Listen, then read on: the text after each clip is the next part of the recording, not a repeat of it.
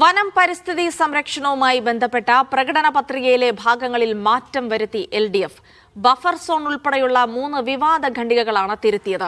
സംരക്ഷിത വനമേഖലകളിലും കോർ സോണിന് ചുറ്റും buffer zone ഉണ്ടാക്കിയ നിയന്ത്രണങ്ങൾ കർശനമാക്കുമെന്നത് ഒഴിവാക്കി.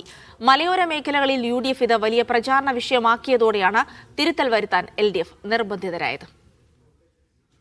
പ്രകടന പത്രികയിലെ ഖണ്ഡിക 50, 729, 730 എന്നിവയിലാണ് തിരുത്തൽ വരുത്തിയത്.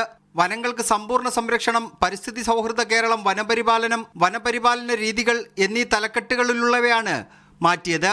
സംരക്ഷിത വനമേഖലകളിലും കോർ സോണിനു ചുറ്റും ബഫർ സോൺ ഉണ്ടാക്കി നിയന്ത്രണങ്ങൾ കർശനമാക്കും എന്നത് ഒഴിവാക്കി.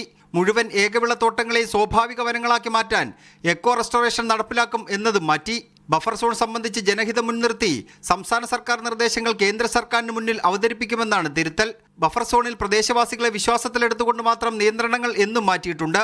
മലയോര മേഖലകളിൽ പ്രകടന പത്രികയിലെ ഈ ഭാഗങ്ങൾ വലിയ ചർച്ചയായ പശ്ചാത്തലത്തിലാണ് ഇടതുമുന്നണി തിരുത്തൽ വരുത്തിയത്.